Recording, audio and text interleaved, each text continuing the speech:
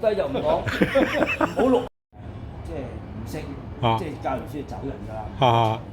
咁唔識嗰啲學生，即係同學點算咧？又喺度玩嘢。冇玩嘢，繼續啦，聽緊。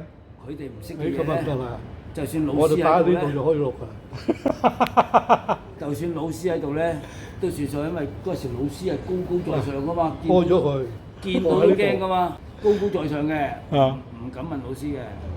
去到唔識嘅點算啊啲嘢？冇錯。唔識問大個人啦，唔識問大個人啦，唔識問大個人啦，係咁樣嘅。喂，唔係啲同學唔識嘅問大個漢，幾年班啊？中五中六咯。真係。中五中六咯。真係。係咁嘅。第一佢哋唔敢問老師啊嘛，嗰時老師高高在上噶嘛。咁我唔識問大個漢。咁我想問你早啲定係陳友國早啲啊？佢低過我一兩屆啦。係嘛？哇！犀利，犀利。大學嗰時係咁嘅。喂，集寵愛於一身，集寵愛於一身，集寵愛於一身。